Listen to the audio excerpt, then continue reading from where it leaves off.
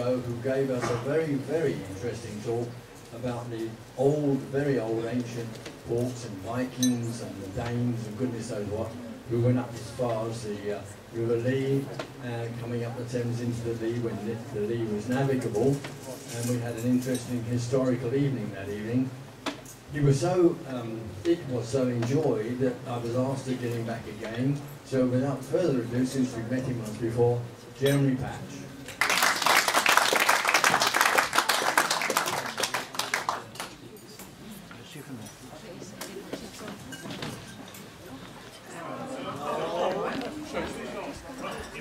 Can we get someone to turn the mic up? Yeah. There's no spoons on those tables. I can talk a bit louder. I don't want to get too much echo. And if anyone can't see the screen and they'd like to move their chairs, please feel free to do so. I'm going to crack straight on.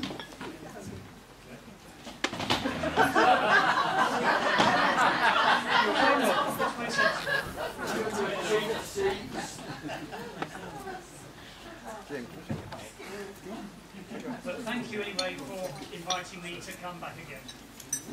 We'll come to the answer to that question later on. What was the question?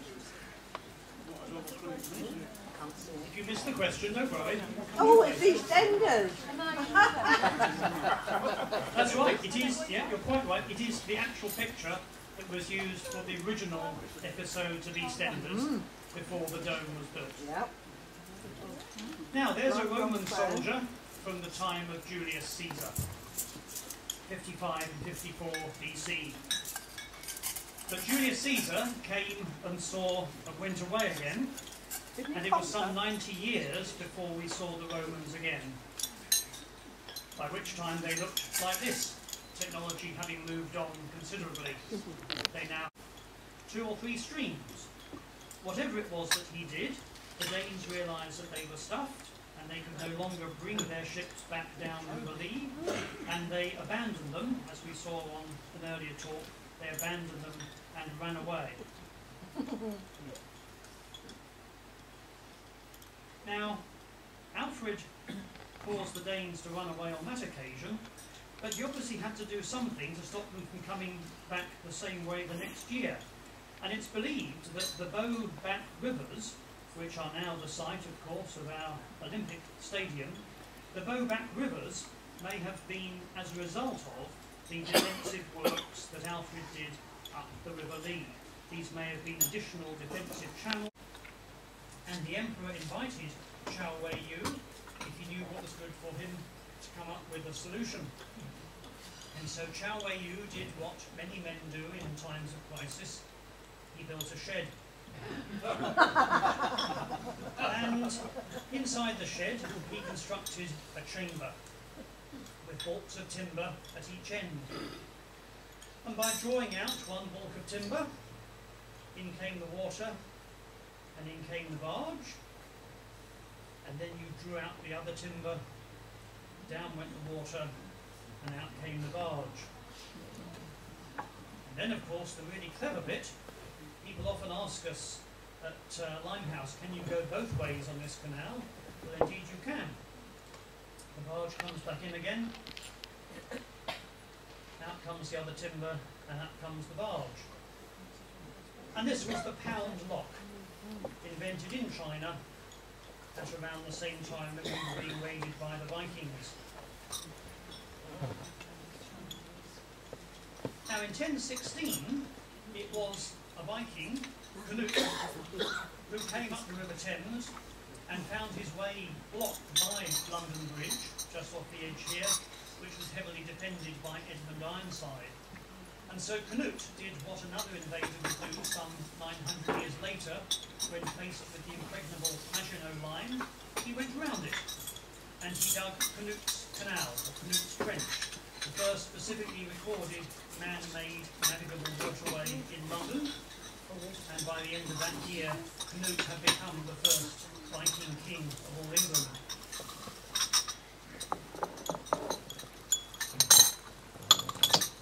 Now, it was the Normans in 1066, or about 10 years after, in fact around 1076, they constructed this, the White Tower, on the site of our Tower of London, one of a series of similar forts that they built all around the country.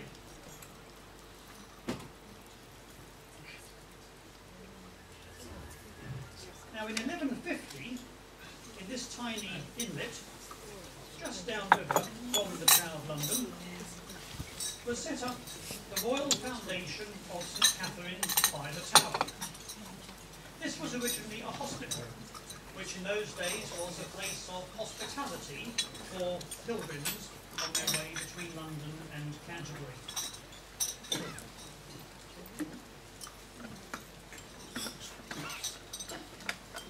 In 1348 came the Black Death, a plague which from now on would become one of the great fears of all the world. The Black Death may have carried off something between a third or a half of the population of Europe. And like nuclear warfare and now global warming, the Black Death would become one of the great fears of Europe, and it would lead to the setting up of one of the most powerful, or the most powerful, multinational corporations which has ever existed. And that alarm tells me it's 9 o'clock. His egg's done. I'm going to carry on.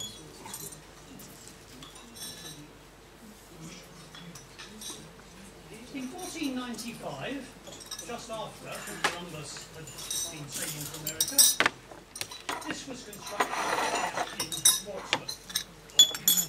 The Phoenicians had dry docks, but this was the first dry dock of its kind in Europe. You had this chamber, and the entrance was sealed with these two lightweight panels, and the gap in between was filled with sand and gravel and agate, and you could then ladle out the water using this chain pump here. And that gave you a dry dock in which you could build or repair a ship. At around the same time, a very talented Italian engineer has come up with an alternative way of sealing the entrance. You can probably tell from his backwards writing here that this was Leonardo da Vinci. He may not have been the inventor of the lock gate, but he was certainly the first to draw it.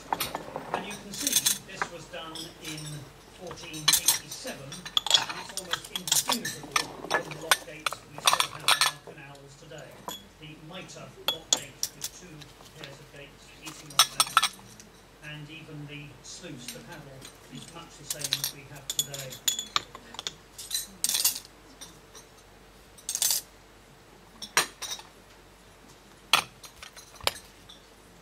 Now the first ship to be built in a dry dock in Europe, down in Portsmouth, was this one, the Mary Rose, constructed in around 1509 to 10. But her bigger sister was built in London. The Mary Rose had been launched without her cannon, and had had to make her way all the way round to the Thames in order to take on her armament at the Tower of London, because that was where the guns were stored. So Henry VIII determined that her successor, her bigger sister, would be built not in Portsmouth, but down here at a new purpose-built dockyard in Woolwich. And she was the Henri Grace Adieu, about twice the size of the Mary Rose, built in Woolwich in London.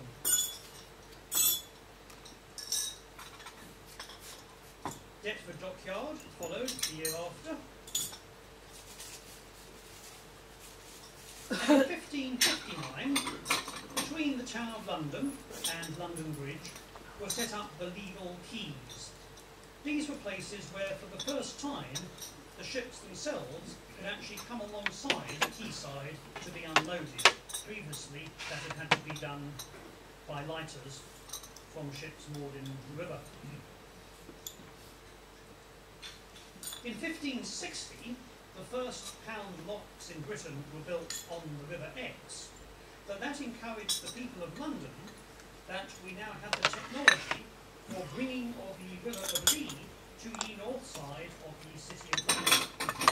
And this was an act in which Queen Elizabeth was petitioned that it would be a good idea to somehow bring the River Lee across to this side of the peninsula, rather than to the rather inconvenient eastern side where the River Lee naturally came out. But it would be some 200 years before that actually happened. In 1577, this ship, the Pelican, set off from Deptford. While she was away, something much more exciting happened. If you're a lockkeeper, up at Waltham Abbey, a pound lock was built, and we'll see what that looked like in just a moment. In 1580, the Pelican was back to Deptford. During the voyage, she'd been renamed the Golden Hind, and Francis Drake and his few surviving crew had become the first Englishmen to circumnavigate the world. And Drake got back just in time for the Spanish Armada. This was a map that was drawn up for Elizabeth I, part of the map, to illustrate the defences along the River Thames. It looks unfamiliar to us because, like many maps and charts of that time, it's drawn north down. But if we spin it round, you can see it looks more familiar to us. And just to show you, down here on the southwest tip of the peninsula was the Isle of Dogs. You can see there really was a tiny island, a sandbank. Now, the legend is that the name came from Elizabeth's dad, Henry VIII, who is supposed to have kept his hunting dogs on the island. Well, you might have put one dog on there as a punishment, but you'd hardly have kept the whole pack. We generally don't know the origin of the name, but you can see there really was a tiny island, and of course when that disappeared, was eroded away, it gave its name to the whole of the peninsula, and it became known as the Isle of Dogs. Spanish Armada in 1588, and in a spare moment, whilst she was seeing off the Spanish Armada, Elizabeth I signed a new charter for the Royal Foundation of St Catherine by the Tower, giving them the additional responsibility of looking after the poor people in that part of the East End of London. And that's the first mention that we get of St Catherine's dock in 1588. So much to our chagrin at Limehouse, where I work, St Catherine's do actually predate us by quite a few years.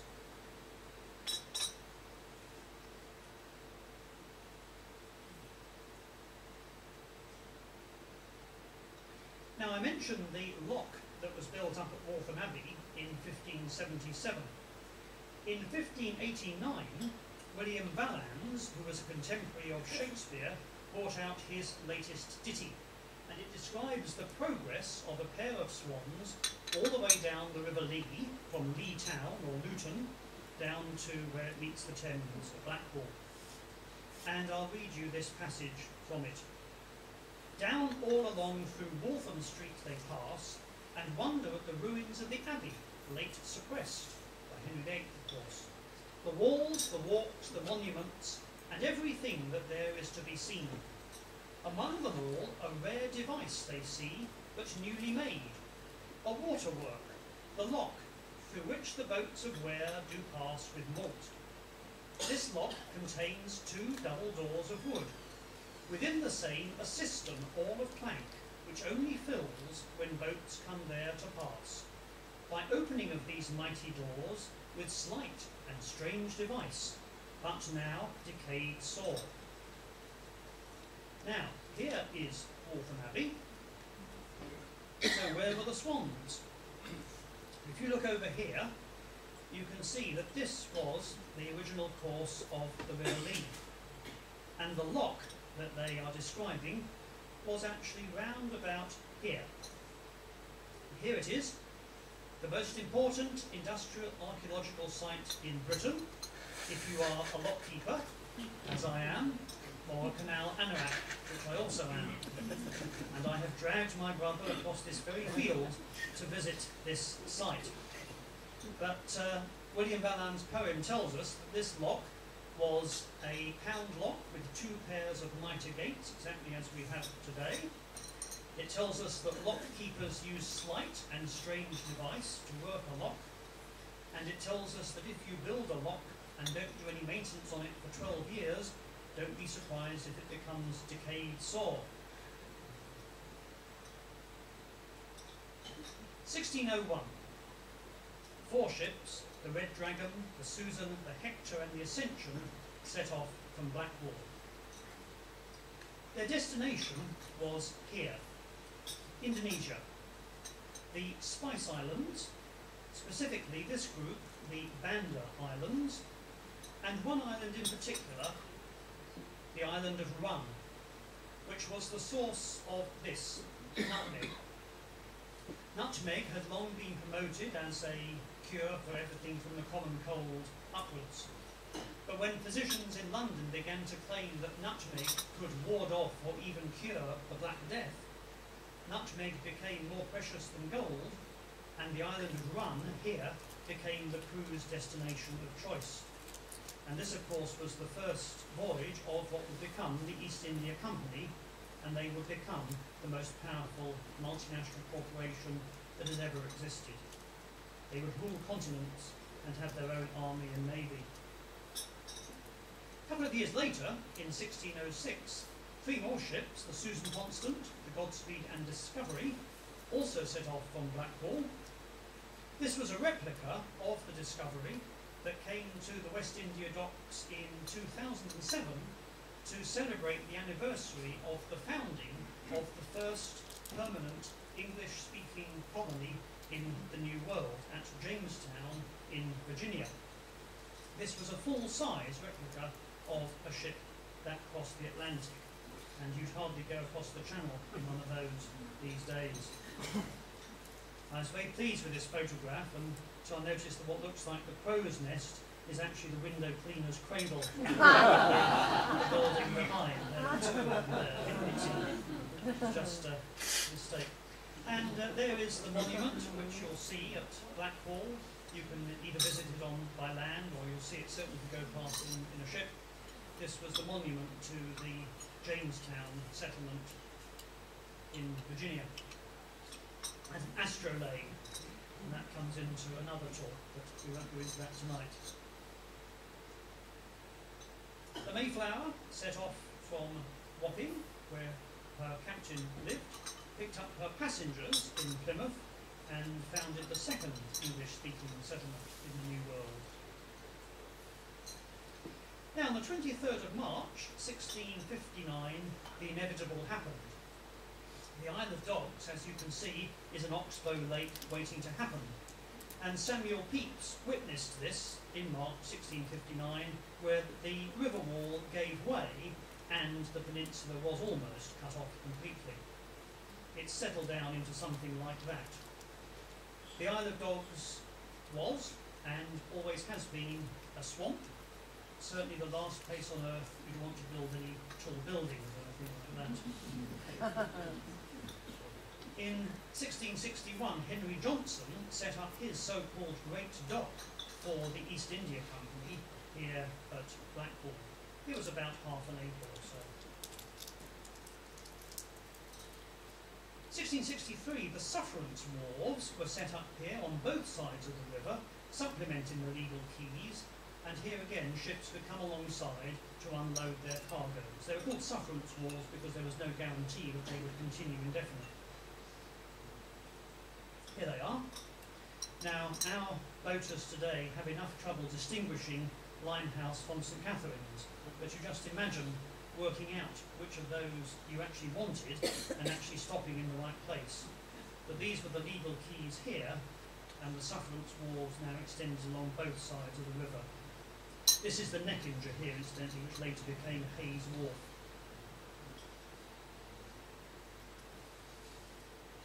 1665, the Black Death, probably, we don't know if it was the same plague, but almost certainly was back.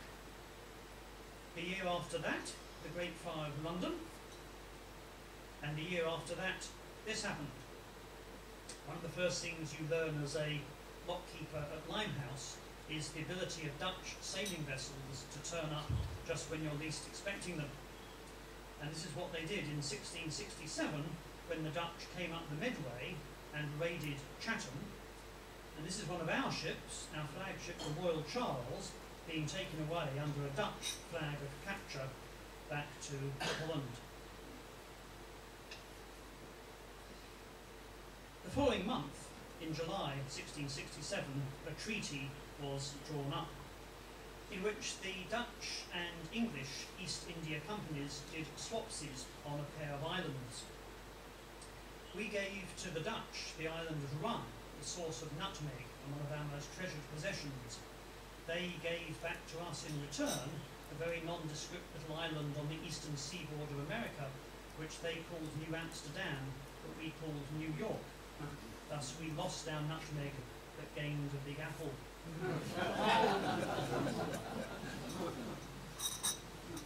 Now moving on, 1699, the Howland Great Wet Dock was built here, near Deptford. And this is an artist's impression of it. It was named after Elizabeth Howland, the childhood bride of Wriothesley Russell. That's to tell me it's now 9:15. Shall I keep going a bit? Okay. So this was the Howland Great Wet Dock. Yes, Elizabeth Howland was the granddaughter of the chairman of the East India Company, and the promoters thought it would be a good idea to have a privately owned dock near to the King's Dock at Deptford. Now, just looking along the length of the dock here, we're looking southwest, yes? And according to the artist here, in the background we can see London and what looks suspiciously like St Paul's Cathedral. So we can be sure that this particular illustration, like the Hitchhiker's Guide to the Galaxy, contains much that is apocryphal or at least wildly inaccurate. This is probably a more accurate version. This is the earlier, original version of the drawing, and you can see that it was just a brownfield site. But this was around 10 acres, so it was around 10 times the size of the so-called Great Dock over at Blackwall. But this, once again, was only for repair and refitting of ships, not for the unloading of cargoes, the only exception being whale oil, which nobody wanted anywhere near them. Dudman's Yard, 1704, and the Royal Victualling Yard at Deptford in 1740. But I'll pass over these fairly quickly. That's John Rock's plan of 1746, showing the Isle of Dogs. You can see there the Great Breach, still very, very marshy going across there, and virtually nothing else there at that time, just one or two little tracks. The Howland Great Wet Dock was renamed in 1763 the Greenland Dock because it had become the main base for the British whaling fleet. 1770, the Act for bringing of ye River of Lee to ye north side of the City of London finally came to fruition with the construction of the final part of the Lee navigation. That's another story in itself, but this was the last bit, the man-made Bromley Canal, which became known as the Limehouse Cut, finally bringing the River Lee across conveniently to this side of the Isle of Dogs. 1790, and John Perry set up his docks over here at Blackwall. They were known as the Brunswick Docks, but were better known as Perry's Docks. So here's Henry Johnson's so-called Great Dock down here, and you can see the massive size of the Brunswick Docks in comparison. This, of course, is the end of the River Lee here. There they are, and that's what they looked like when they were completed. 2 docks for mainly East Indiamen, and this here was one of the engineering wonders of the world. This was the mast house, in which masts and spars could be stored and assembled, hoisted into the vertical position and dropped onto the deck of the ship. And so what used to take weeks could now be done in a matter of hours.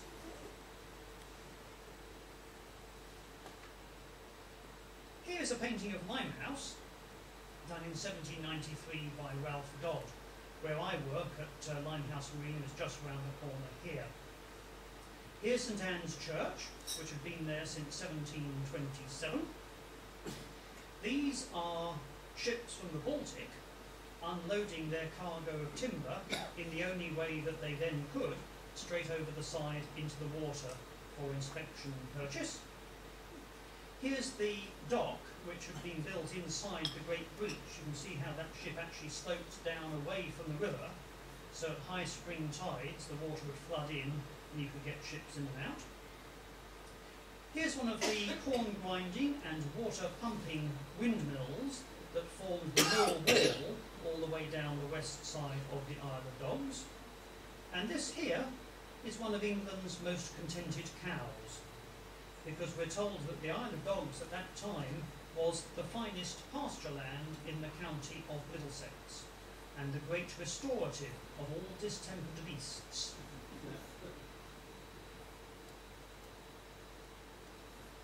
Now, this is what London looked like at around this time.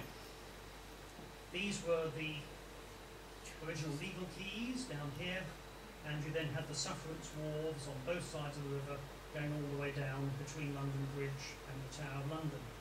And you can see what the problem was, that even if you could make your way through almost 360 degrees around the Isle of Dogs, even if you could manage to sail, you had to plough your way through this great mass of shipping.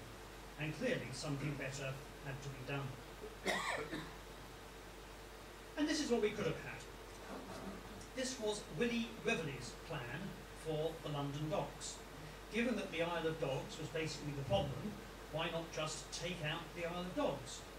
And his idea was to drive a channel straight through here, and so we've actually had Ratcliffe Dock here, with Ratcliffe Island, Greenwich Dock here, and Greenwich Island, and Blackwall Dock here, and Blackwall Island, with the Limehouse Cut and Bow Creek actually forming communication round the back there. And you can see that this plan was submitted to Parliament in 1796 and declared novel, grand, captivating, but silly. No, actually it says but rejected. But the actual amount of digging they did wasn't actually that much more. It'd be fascinating to know what would have happened if they'd gone ahead with driving the channel straight through. Meanwhile, there were plans for the Croydon Canal and the Grand Surrey Canal, and then came the new plan for the West India docks. A bit of a modification of the original. There would be an import dock here, an export dock here. The ships would come in from Blackwall Reach in through Blackwall Basin, and the lighters to unload them would come in from Limehouse Reach through Limehouse Basin at this end here. There would be a canal straight the way across the Isle of Dogs to allow ships to bypass the peninsula, and there would be a new road, a joint venture between the East and West India Dock Companies, the Grand Commercial Road, which would carry the cargoes particularly across to the East India Company's warehouses at Cutler Street. Here's a colour version of the plan. And the West India Import Dock, together with Blackwall Basin, was ready within just 2 years. Meanwhile, in 1805, the year of Trafalgar, the London docks were well underway, and the original Western dock was ready by 1805. But that was the year of Trafalgar, and in that year, the first steamships were appearing on the Thames, and so when the City Canal, or the Isle of Dogs Canal, opened at the end of that year, it was already obsolescent even at the time that it was open, because of course steam tugs would allow ships to be towed much more easily around the peninsula. Here's the plans for the East India docks over at Blackwall. You remember this was Henry Johnson's original so-called Great Dock, but now the Brunswick docks have been knocked through to form the export dock, and behind them a massive new import dock. Here they are. There's the import dock. And that's what they looked like when they were completed. So there's the mast house still there. There's the Brunswick docks now knocked through into one. Here's the brand new import dock with the entrance basin. There's the city canal across the back there. That's Blackwall Basin there. And of course this is where the O2 now stands. And if you look down in the bottom left-hand corner, round about where the page number is, that bit of brick wall there, there it is today. The East India Dock Wall Road, just near East India DLR station. And the export dock was ready by 1806, together with Limehouse Basin. And thus the West India docks were completed, looking like this. So here's the import dock, the export dock, Blackwall Basin, and the city canal running across here. That's St Anne's Limehouse there, the church.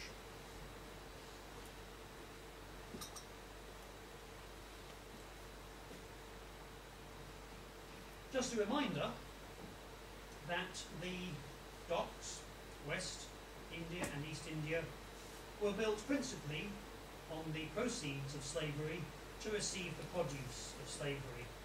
And we all saw pictures like this just a few years ago. It was in 2007. That would have been the anniversary of the 1807 abolition of the slave trade. But that's just a reminder that this was the driving force originally behind the docks.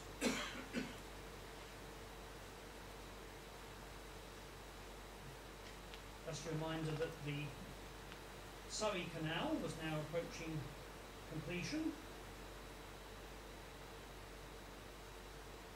And in order to capitalise on the success of the docks over on the other side of the river, rather than just a canal, they actually built docks as well, right from the start, where the Grand Surrey Canal met the Thames. I'm going to skip along fairly quickly because I'm conscious of the time. So I'll skip over a few things for you. These were the subsidiary docks built alongside the Grand Surrey Canal.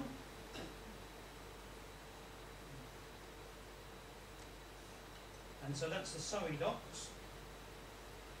Some of these were timber ponds, where timber was just floated as part of the seasoning process.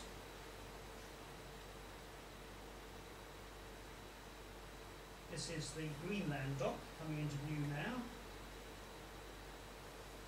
And the South dock just coming in there. That's the Grand Surrey Canal across in the background there. Battle of Waterloo in 1815.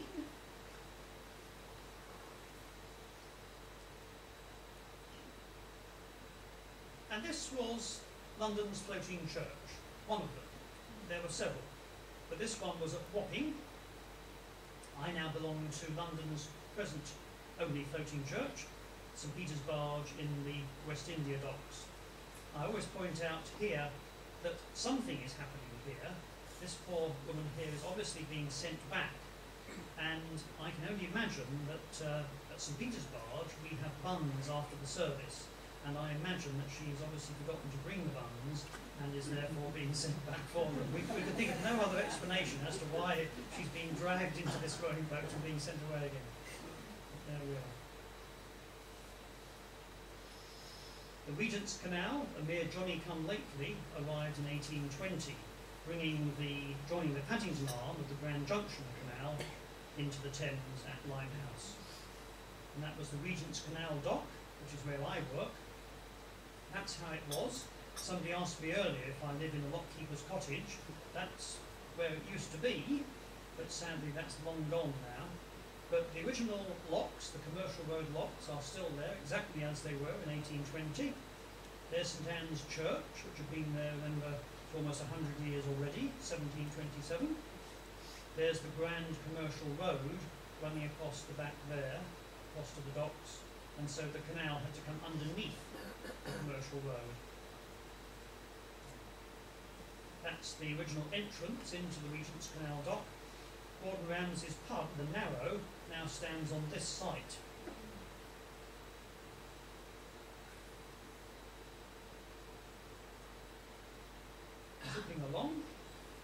Catherine docks, 1828. You'll remember that there was already a St Catherine dock, but it was just a tiny tidal inlet down here. This here was the church which belonged to the Royal Foundation of St Catherine by the Tower, but they, together with around 11,000 people who lived in this area, were evicted in order for the new docks to be built, designed by Thomas Telford, in a very clever plan with two separate docks with an entrance basin and originally with two entrance locks. A very sensible plan. It's always a good idea to have two ways in and out of any dock. But Telford was overruled, and in fact only one lock was ever actually built at St Catherine, and so they, like us today, if the lock breaks down, then if you're in, you're stuck in, if you're out, you're stuck out. That was the construction. It took just 2 years to dig out St Catherine's docks. There's the Tower of London in the background there. And they were built in much the same way almost as the pyramids, virtually all done by manpower. That tells me it's 9:30. Now, if anyone does need to step away, because I was told, I think, to be thinking about 9:30, we've got another 100 years to go, so absolutely fine. If you need to step away, I shan't mind at all, because I'm not used to that. But if you'd like me to keep going a bit, I'll do so. If anyone needs to go, it's absolutely fine. Shall I crack on a little bit? Okay.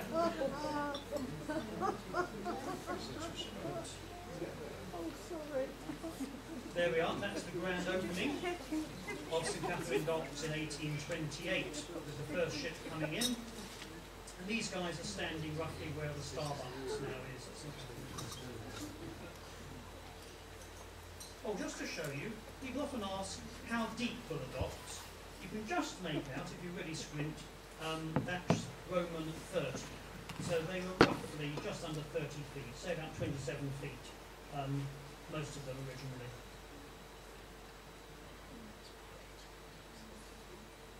The London docks now being extended. A couple of reservoirs. I'll skip over some of this. Hertford Union Canal, linking the Regent's Canal to the River Lee in 1830. Shadwell Basin, that would now become the main entrance into the London docks. That was their biggest lock. There we are. So that was the original London dock, the Western dock, with Wapping Basin and Hermitage Basin. You then had Tobacco Dock, which of course is still there today, but the Eastern Dock has been filled in.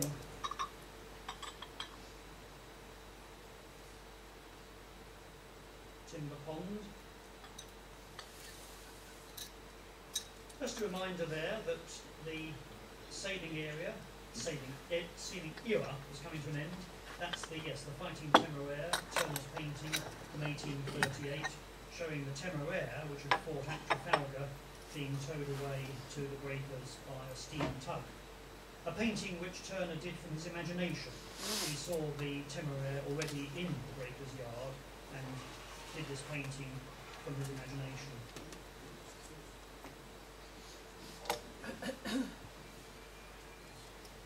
Just skipping along. Just skipping over a few things here. Okay, and on to the Victoria Dock in 1855. This was the original plan for the Victoria Dock. Fairly modest originally, coming into the Thames over here at Blackwall. And you can see that there was a vague plan that there might possibly be some sort of canal or a further extension in the future. If you're a sailor, look at the compass variation there. It's about 20 degrees west, and today it's virtually nothing in London. There it is.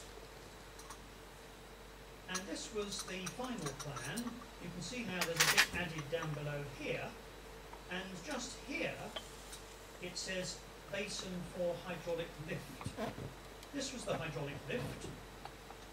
It consisted of a pontoon, and these were all individual hydraulic cylinders driven by water pressure raised by steam here in the steam engine house. and you simply towed your ship over the top of the pontoon, and then the steam was used to drive the hydraulic cylinders and lifted the ship up out of the water. And that was the pontoon dock. And of course there is a pontoon dock station on the Docklands Railway to this day. And it worked perfectly well just until the ships outgrew the size of the pontoon.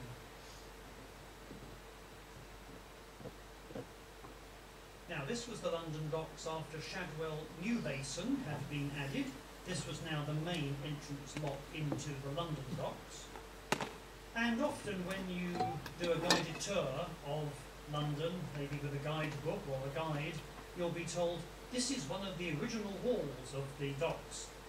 No, this is one of the original walls of the docks. You see the man there, and that wall is round about here in Pennington Street. And you can see that these walls were built to discourage people from getting in or out.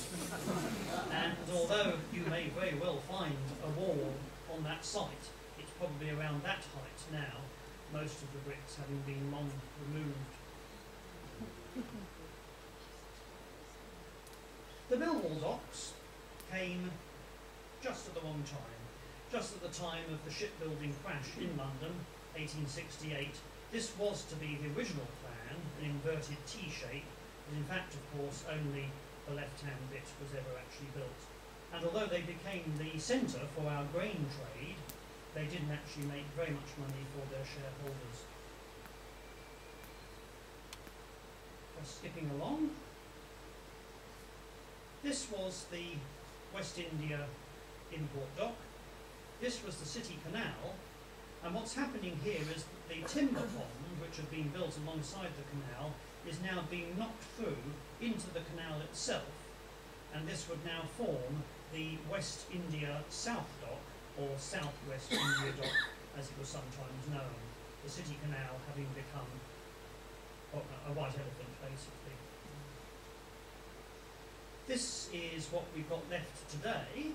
So in fact the South Dock here is the one that survives more or less in its entirety. The import dock up here is about half its original width, and that is the site of St Peter's Barge, London's present floating church. And the export dock in the middle here has of course almost completely disappeared, but the Canary Wharf Jubilee Line station sits inside it, and you can quite easily drop any one of the Canary Wharf towers on its side inside the Canary Wharf station. That gives you an idea of the size of the original docks. There we are. Just skipping along, missing out a few bits. The Royal Albert Dock in 1880. That was built over here, with its entrance basin into the Thames here. So here's the Victoria, here's the Royal Albert, and the railway between them. And this would now become one of the most isolated communities in England. The joggers and cyclists go spare when we hold them up at Narrow Street for a few minutes. But of course in those days you could be stuck here for hours, if not days, unable to get out if ships were coming in and out through the locks. Of course, you couldn't have a Royal Albert Dock and a Victoria Dock, so the Victoria Dock was renamed the Royal Victoria Dock shortly after the Royal Albert opened,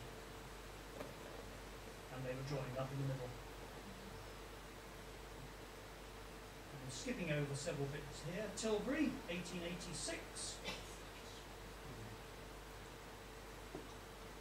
It was said even then that rather than the cargoes coming up to London, the docks were moving down to where the cargoes were. Just to show you what the Surreys look like by now. There they are. And you wonder how the whole thing didn't just fall apart, don't you, really? There was far more water than land. What we've got left today, the Greenland Dock, is there, of course, in its entirety. The South Dock is still there, South Dock Marina.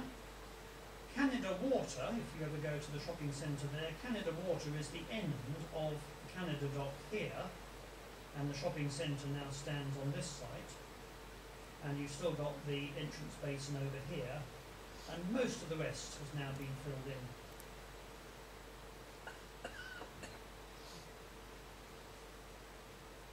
Victoria Dock was remodelled. New lock at the end here. Tower Bridge, 1894. The PLA, formed, the Port of London Authority, formed in 1909. I'm going to just very quickly zip through what they did. They, of course, built a new dock, what was originally going to be called the South East Albert Dock, but by the time it was completed, there was a new king on the throne after the First World War, and that became, of course, the King George V dock, opening in 1921. The PLA made a number of modifications, which I'll not go into in great detail, but crucially, they connected for the first time the West India docks to the Millwall docks, which had never previously been connected. That's that bit there.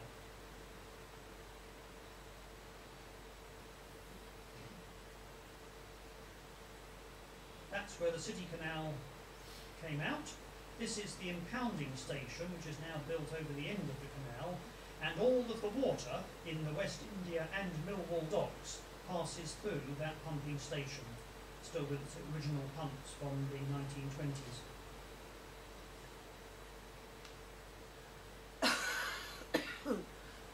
Zipping through. The Prescott Channel, 1930, named after Major Prescott with 2 T's. And a very famous photograph. I think I'll draw to a close in the next few minutes.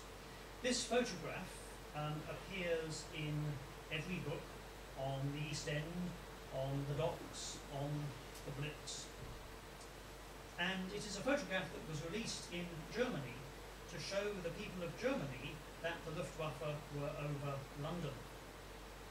It's also notable because it shows at least 4 of the sites of Millwall football ground. Now, there weren't many Millwall supporters in Germany at this time, but had there been, they would have noticed something straight away.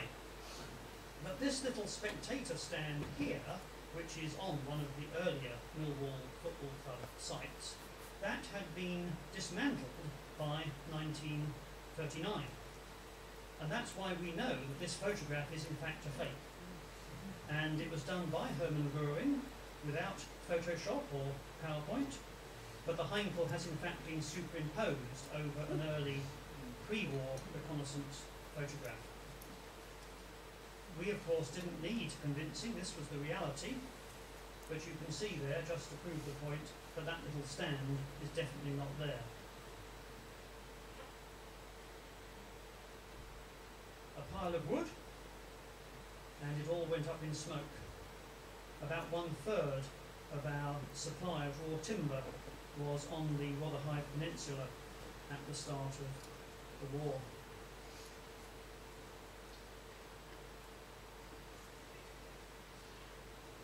And just, I think I'll conclude now by mentioning this was the raid on Dieppe,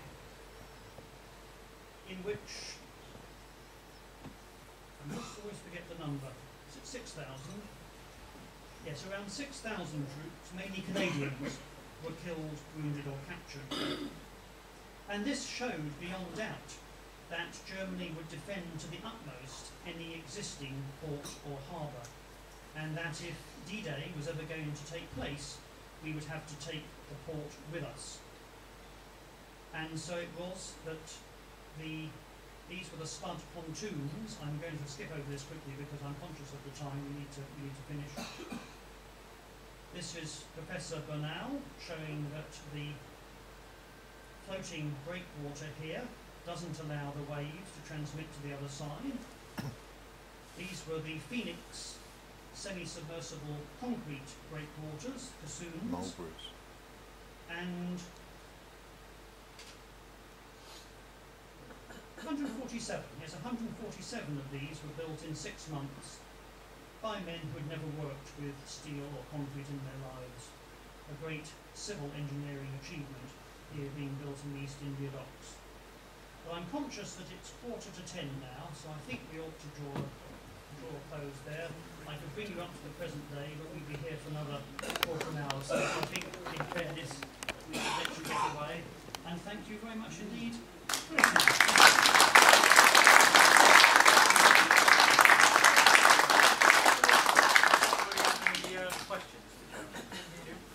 Well, Joseph Bazalgette cured the Great Stink.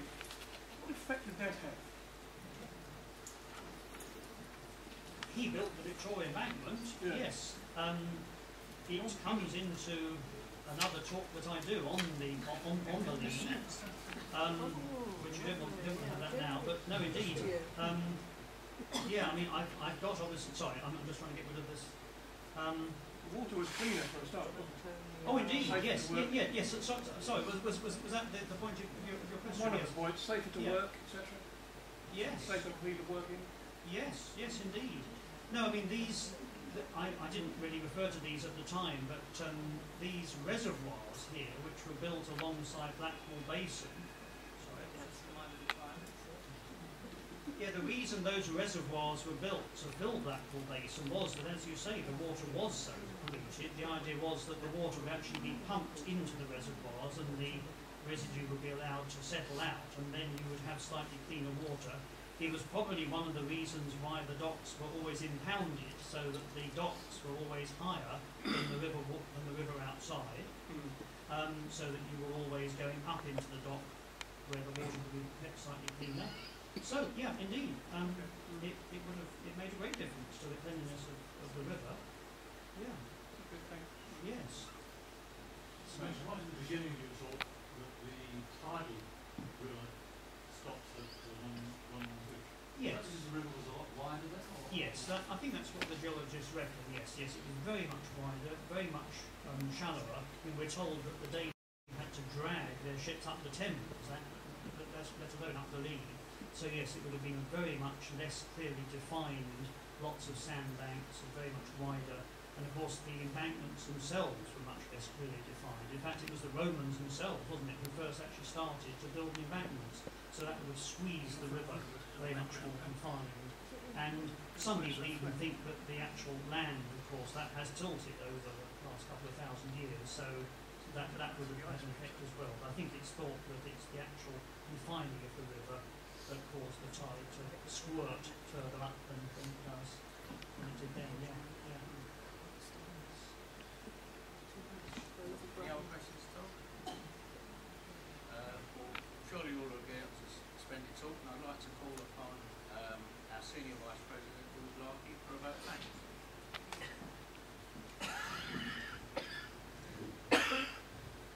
Thank you very much. I was supposed to be taking some notes ready for the ball, and I found it so interesting that I didn't take any notes, so I will have to watch the film. I think Jeremy's my favourite anorak, as he describes himself. He's totally absorbed in what he's doing, but with that cheeky sense of humour. History I didn't like at school, found it boring. This history I thought was absolutely brilliant, and Jeremy, on behalf of the Rotary Club of Hornchurch and Upminster, we'd like to thank you very much for your wonderful talk. Thank you.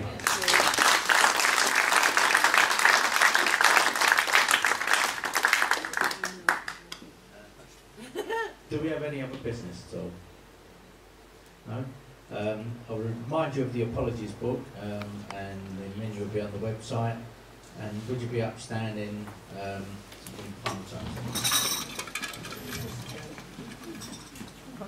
Rotary and Peace the World Over. And all have a safe journey home.